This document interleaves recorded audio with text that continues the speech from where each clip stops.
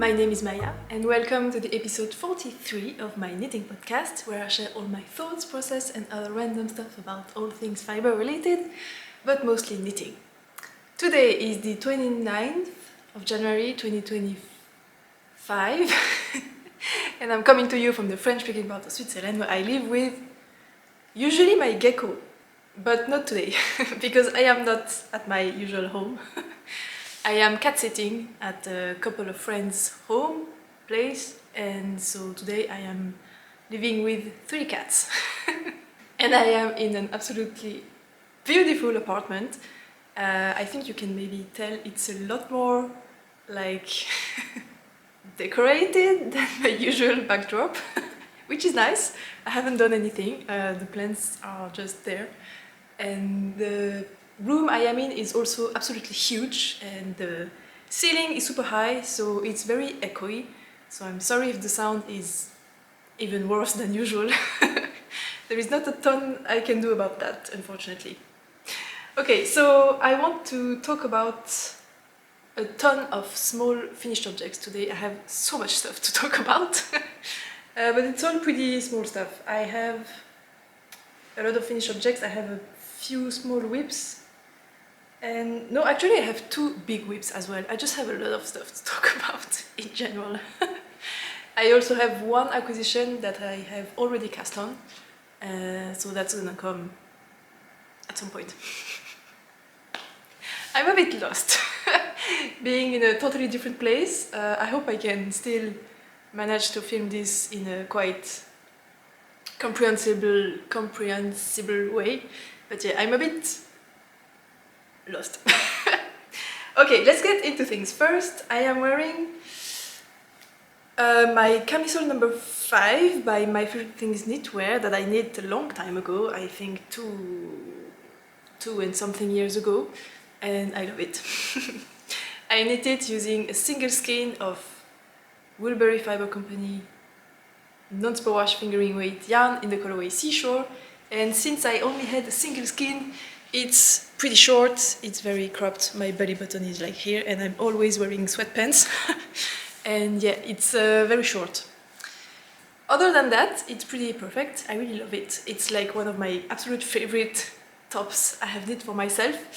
However, it does have a few issues. The first one being that the armholes are a little bit tight, because I knit this before I understood how my body was a little bit different than usual, and before I understood what modifications I was supposed to do, like size up.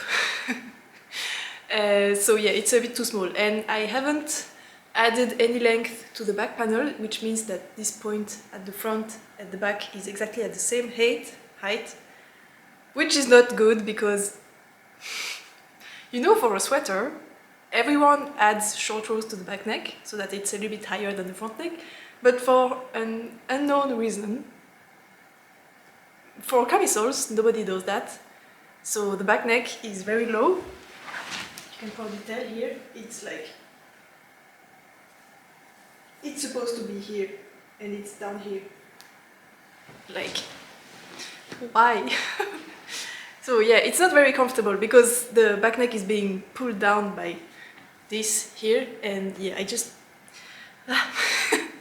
it's not the most comfortable, and I just wish I know when I knit it, I had the thought that I should maybe lengthen the back. I could feel something was off, but I didn't go to the end of my thought, and I regret it every time I wear it. So I just want to make myself another one.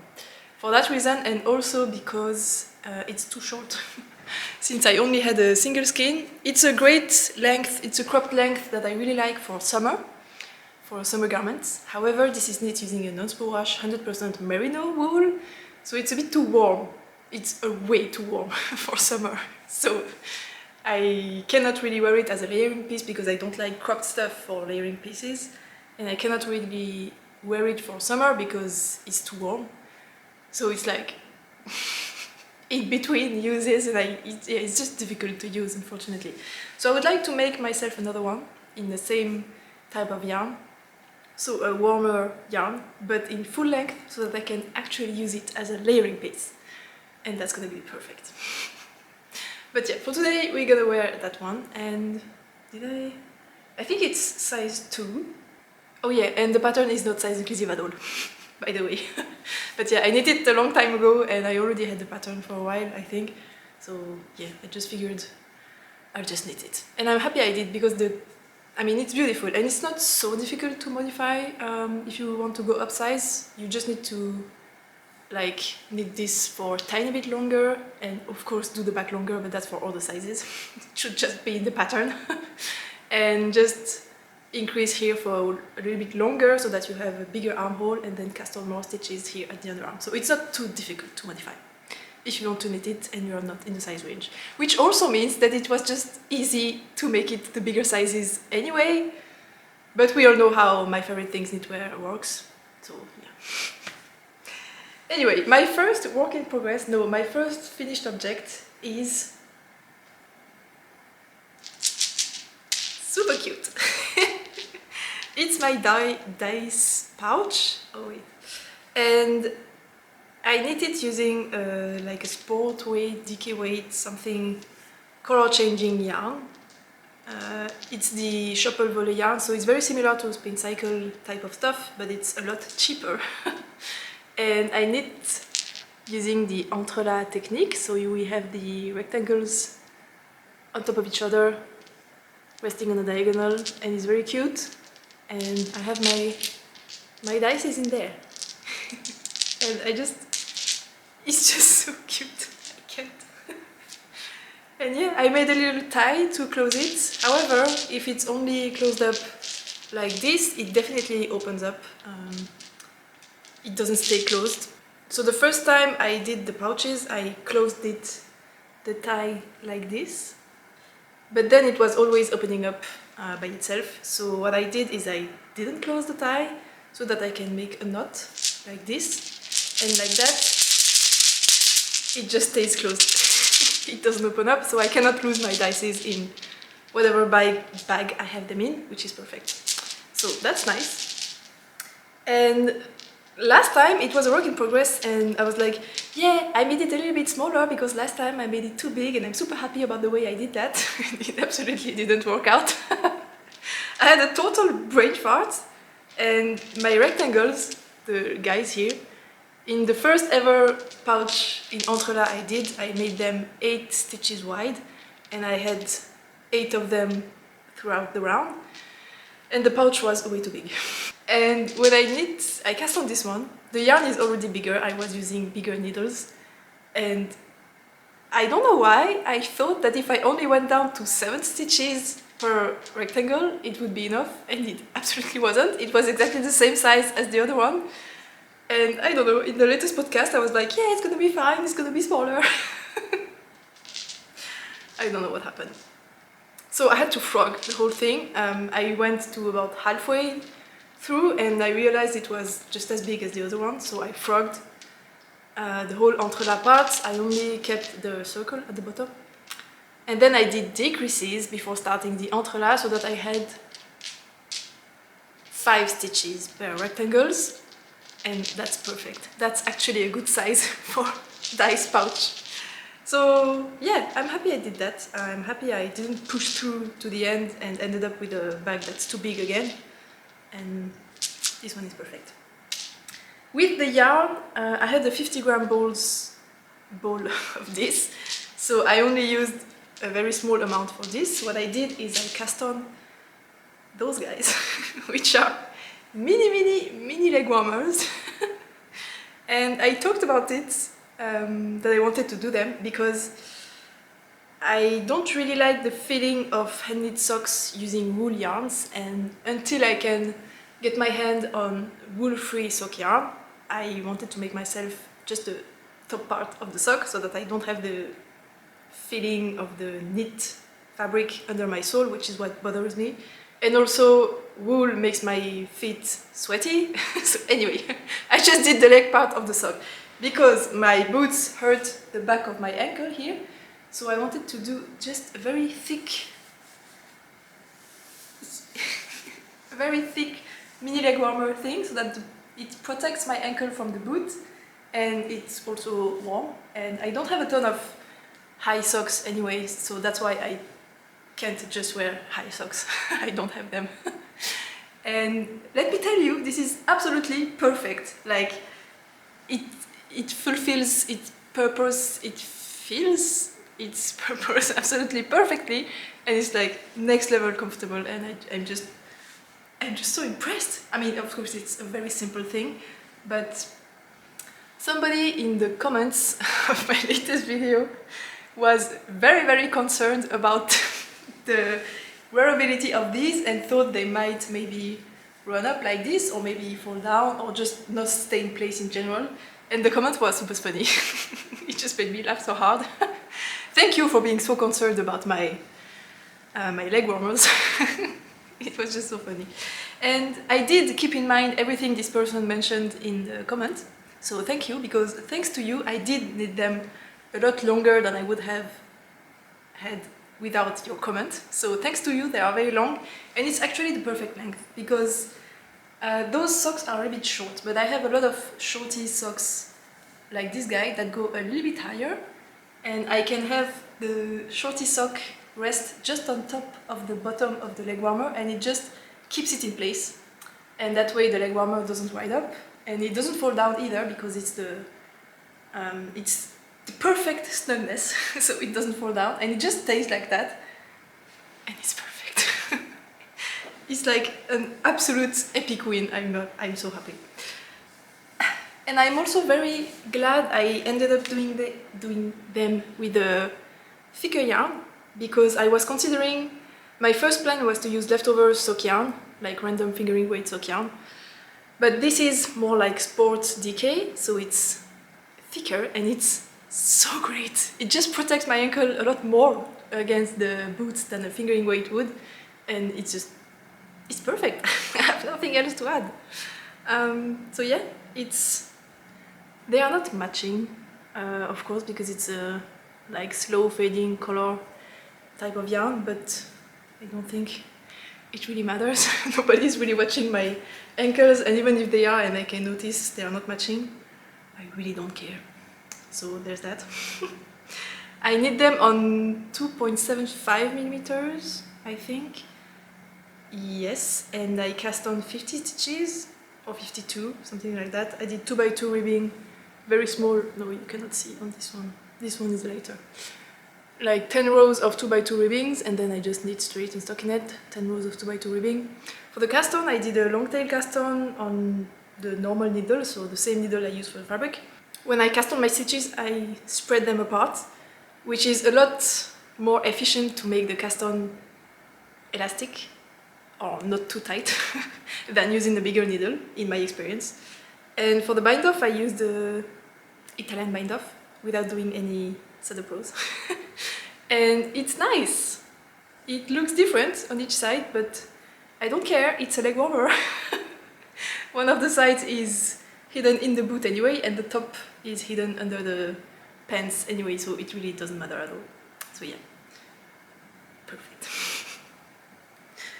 And then I still had a little bit left of the skein, so I knit myself another pouch, and this one is a little bit small. It's not blocked, but it's a tiny bit smaller than this one, which is nice because this one is actually quite big. I mean, it's still perfectly usable for the dices, but this one is a little bit smaller. And I have the tie here. As I mentioned, I haven't blocked it yet, so it looks a bit weird. But once it's blocked, I can insert the tie into the little channel I did at the top. Can you even see that? I don't know.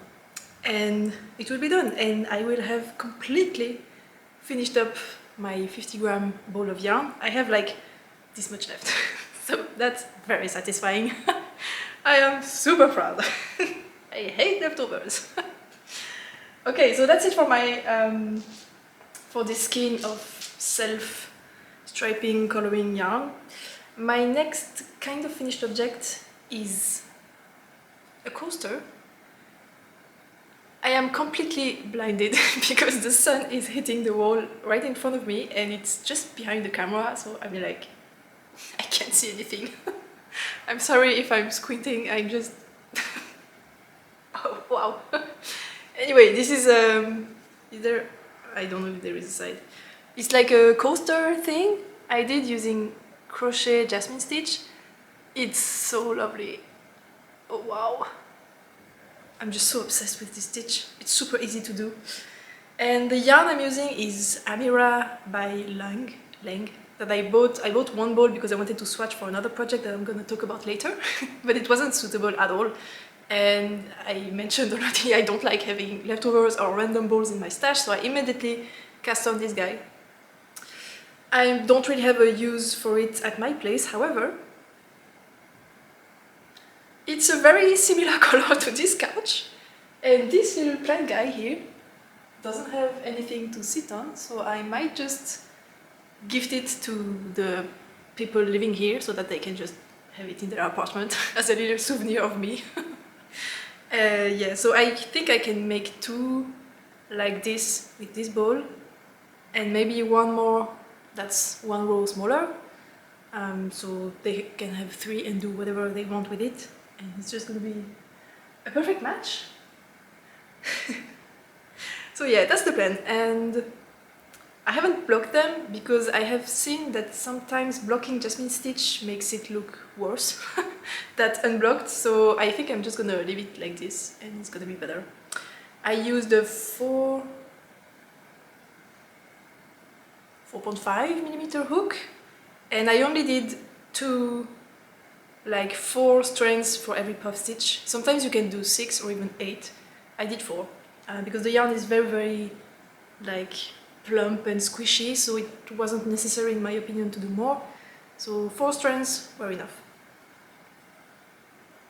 Wow! I'm tempted to keep it, but I just don't need it, so no. Alright, the next thing is a small work in progress that kind of jumped in my queue, even though I wasn't planning to knit it, because a friend of mine, Anna, you probably saw her because she did a photo shoot with me back in October, I think, when I did the photos for the Skeeter skirts, so you have maybe seen her. My beautiful friend Anna, she wrote me the other day and she asked me if I could make her a headband for skiing, because her new pairs of ski are blue and she wanted a blue headband. And she just wanted to know if I could do that for her, and I was like, of course I can. She's very knit-worthy. I have knit her a summer top a few years ago, and I know she likes to wear it, which is the best for me. So I know she's gonna use it a lot, so I was willing to do this for her, and it's just a headband also, it's pretty fast to do. So we showed up at my local yarn shop, and she chose a skein of yarn that had the correct color compared to her ski. And she chose this beautiful blue. It's a DK weight yarn by Hedgehog Fibers, and it's the Merino sock base. I have the tag. Merino DK by Hedgehog Fibers, and the colorway is Ozone. So yeah, it's beautiful light blue. And it's slightly speckled, and yeah, it's just beautiful. And then she chose a pattern of a headband. I just showed her Ravelry. I inserted the search features like headband, DK weight, cabled, and stuff like that. And I just let her choose what she wanted. And she chose a free pattern, which was nice. It's the Cozy Evening Headband by Celeste Knitwear. And this person actually has a ton of free patterns of hats and headbands on her website, and it's just like, wow. So nice. So she chose one, which was this one. And it uses, I think, Drops Daisy, which is a bit thicker than the usual superwash DK weight yarn. I think I have never used Drops Daisy, but I think it's a bit thicker. And so I went down to 3.75mm instead of the 4 called for in the pattern. Also because I wanted the fabric to be a little dense, because it's supposed to be for skiing, so you're gonna have the wind blow through, and I just didn't want her ears to be cold. So I wanted the fabric to be dense, so I went down the needle size. And that meant that the headband was a little bit thinner, which I didn't want either, because it needed to cover her whole ears.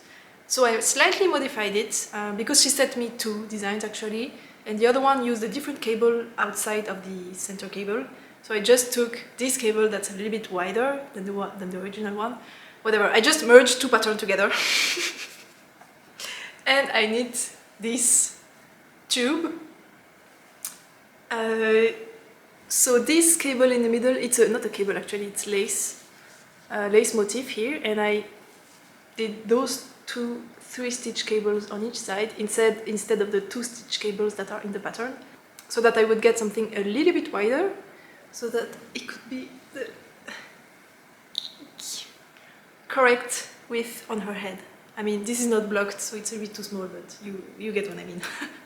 And the original pattern also is just a flat band of knitting, and I made it into a tube because I had enough yarn to begin with, and also because I wanted it to be thicker and warmer, as I mentioned, and I would like to add 1 layer of lining in a fleece fabric inside here, and have this thing be 3 layers thick, and one of the layers is going to be a fabric that's going to be windproof. So I didn't really need it to go down a needle size for the fabric, for the knit fabric anyway, but it's too late now, and I just prefer that fabrics. That's just who I am. So yeah, that's what it's looking like, and I'm actually kind of done with the knitting. I did that, it took me, I started yesterday morning and I finished it yesterday afternoon, so that was pretty fast. And it's big enough for me. I mean, it's supposed to go like this, and it's supposed to have the knot thing at the top here. So it's big enough for me, and it's unblocked, and it's gonna stretch out a little bit with blocking. So yeah, I just need her to give me her head measurements so that I know if it's big enough for her, because I know her head is bigger than mine, but I don't know by how much. So I just stopped here, and I'm just waiting on her.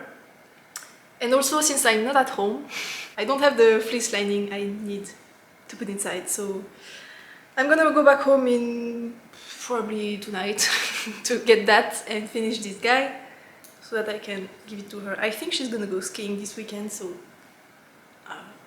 I need to finish it quick. This is super cute. I kind of want one for myself as well.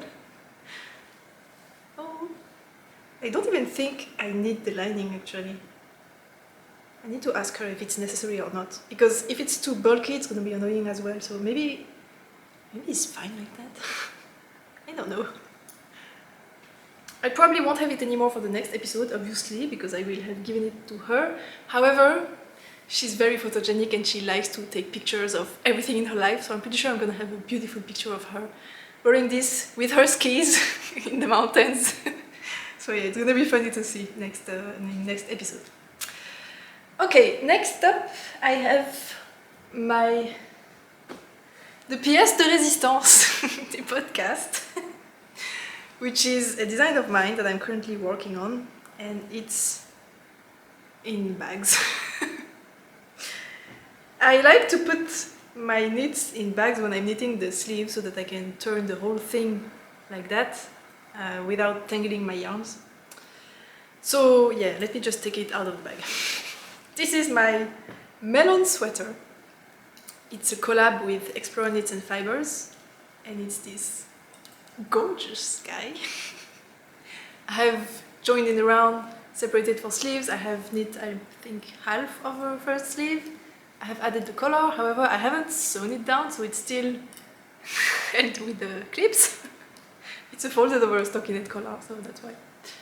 And it has an all-over slip stitch texture. It's a fingering weight, don't superwash yarn, and it has this very interesting detail on the shoulder. So you have I-cords here that run down the sleeve, and 2 of them separate on each side of the sleeve seam, and then join. I did a detail here. Can you even see? There is an I-cord here at the underarm. Instead of just casting on normal stitches, you do an I-cord and then you pick up from the I-cord, so that you have the continuous detail here around the whole sleeve.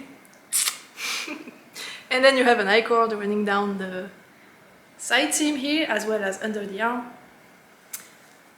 Here, that's the arm. And I did that because under the arm, it's easier to do the shaping if you have an I-cord, so that you just do the decreases next to the I-cord. And I added the I-cord also on the body, There is no body shaping in the pattern. However, if you want to add body shaping, it's so much easier to do if you have the I-cord here. So I put it there because I could, and it was helpful for people who want to make a modification, and I thought that was a good enough reason for me to add this here. And it's pretty.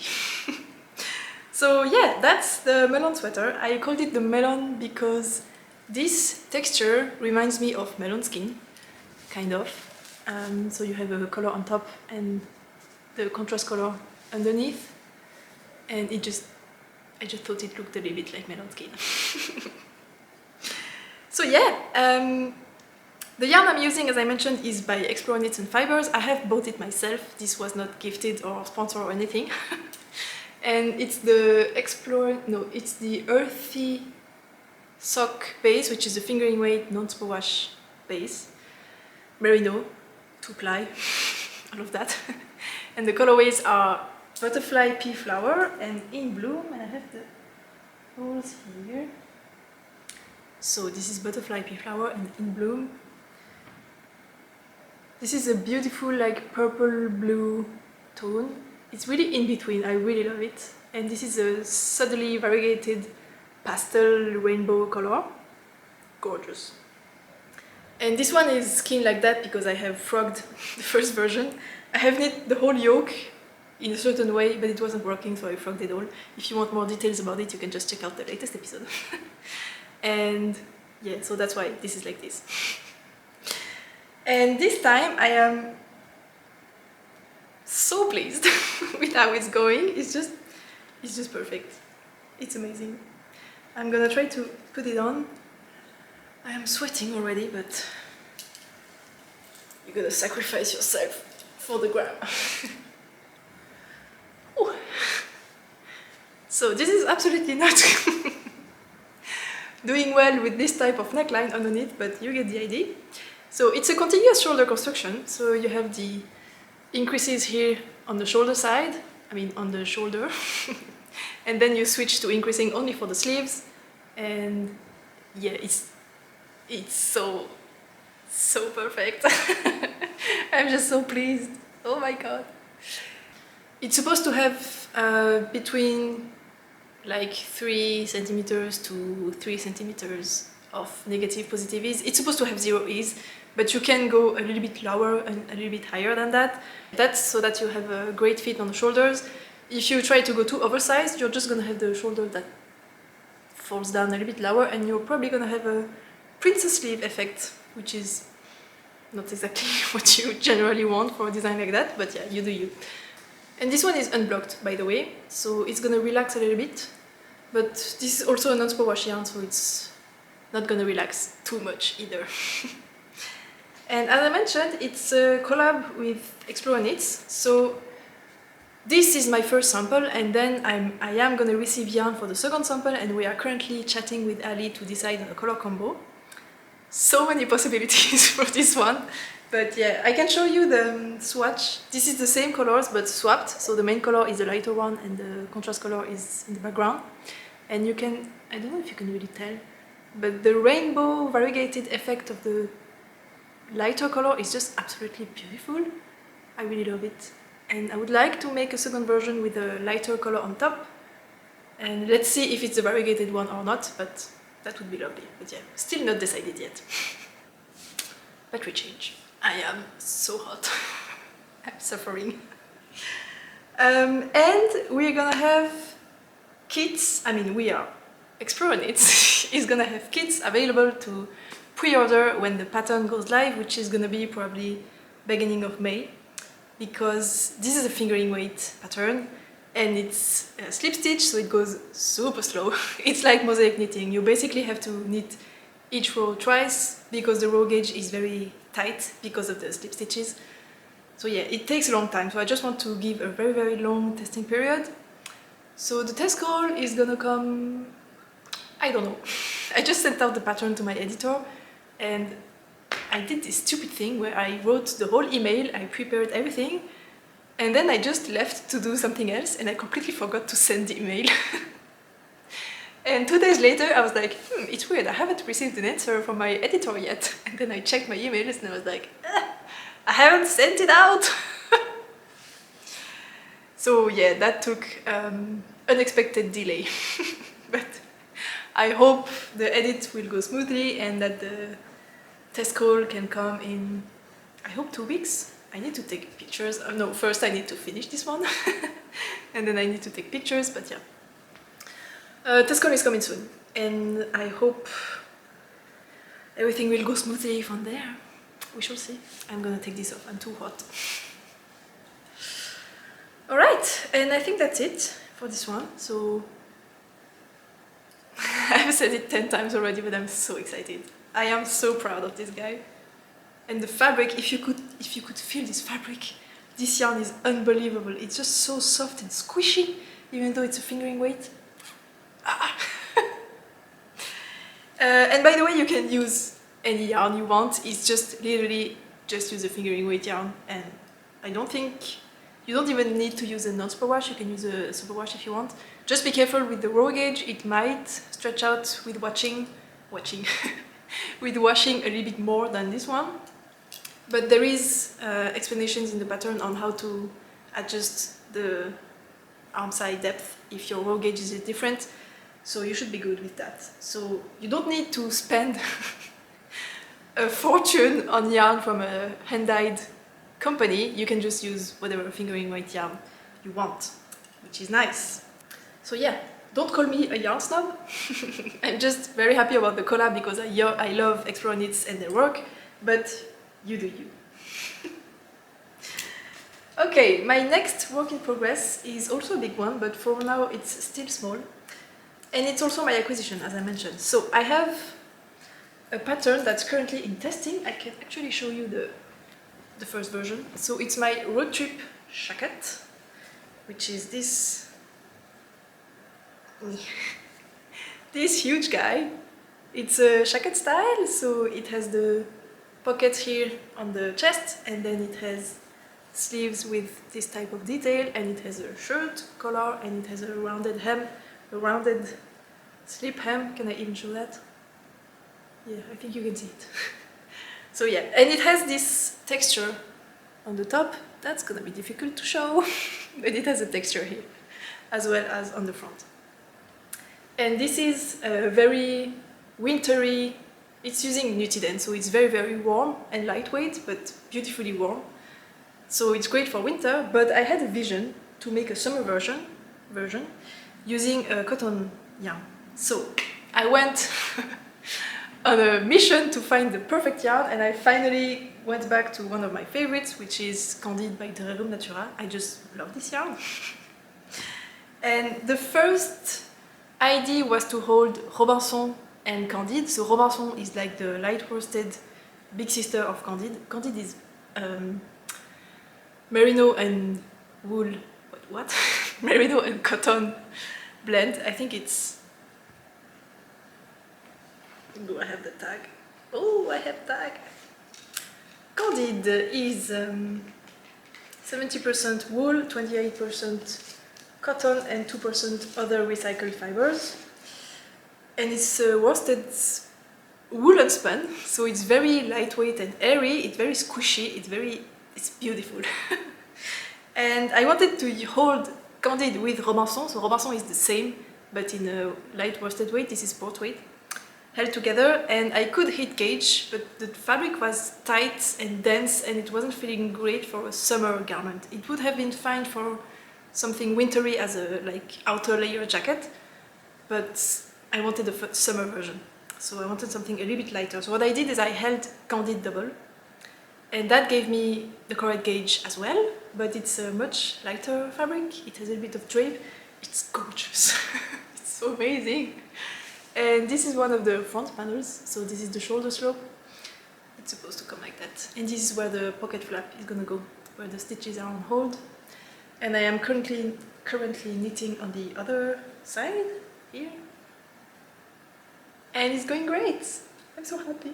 And my acquisition is that I ordered Candide on the Roadtrip Shackett's website because they had a sale going on, and I managed to order just below the threshold where I have to pay for taxes, so it was super cheap to get this yarn. So I'm very happy about it. I think I saved something obscene, like 25 francs, which is half of the amount I paid. I think I paid 60 francs and I should have paid 25 more if I hadn't had all those things I managed to save on. So yeah, I'm very happy about that. And it's coming along nicely. There's a cat that just crashed on the carpet in front of me. She's so cute. Anyway, so yeah, that's going smoothly, and I had to put it on pause because I wanted to knit on the headband. So I'm a little bit frustrated because I wanted this to be further than that, but it's not, but it's fine. It's a big gauge, it's gonna go fast. But I want to have it done. Anyway, the color is very outside of my usual comfort zone. I am usually blue, green, very bright, intense, saturated. I mean, not this one, but this is colorful. I'm a colorful person usually, and I never thought I would ever need something beige in my life. But I think when I did the mood board for this design, when I decided on the name, this beige color just felt so perfectly fitting with this design. They are just inextricably linked together, this warm beige tone with this design, and I just had a vision of this jacket in this color, and I cannot get it out of my mind.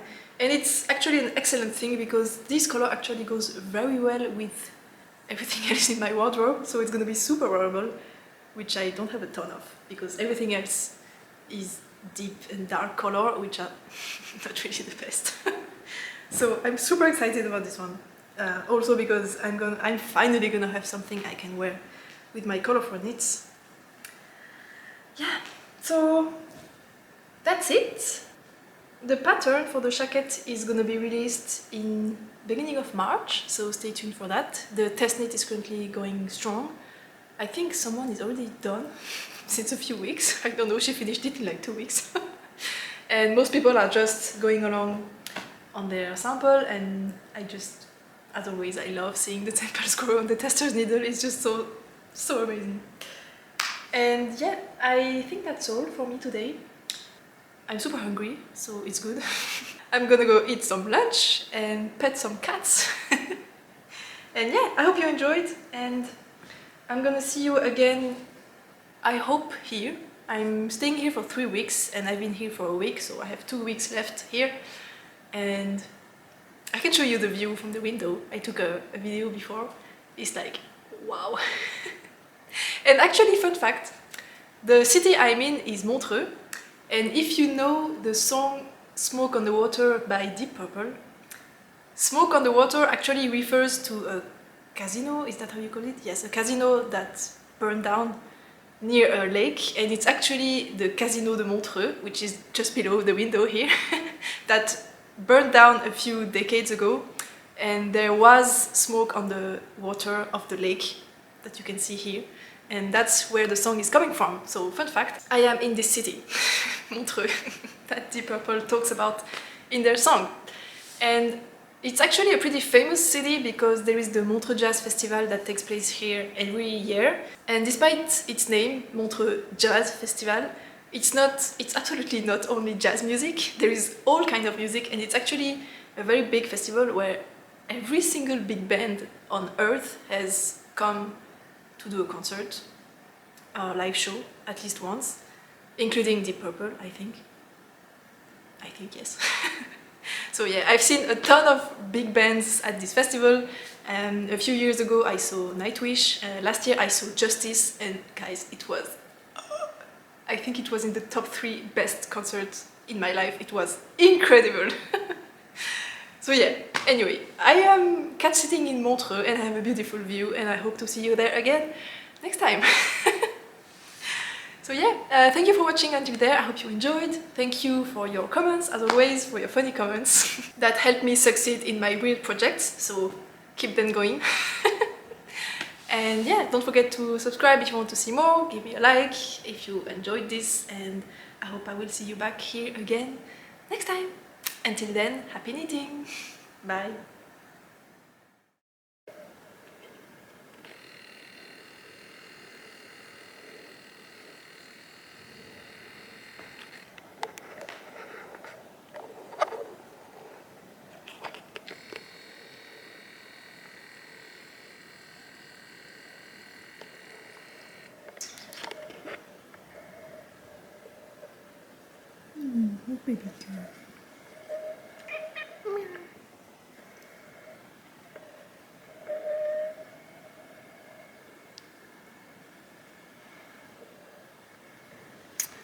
Apparently those cats like to be spanked. Look at that.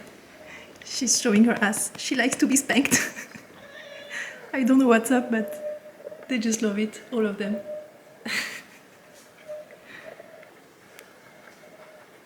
girl. You want to be spanked?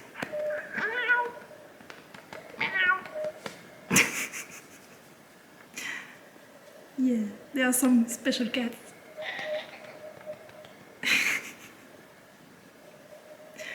She's purring.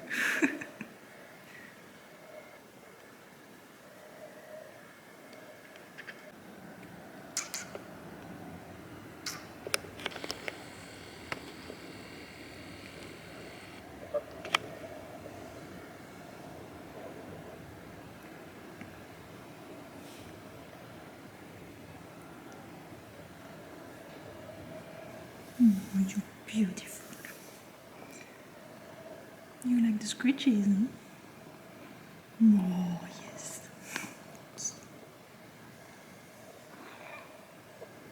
Hi, you. Hi.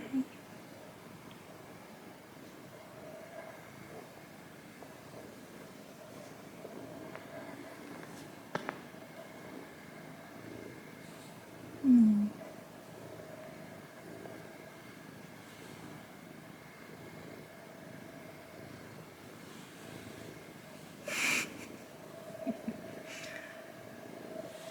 Yeah.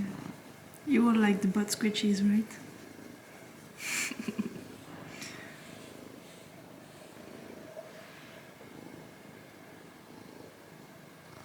Mm. You're sleeping, baby girl?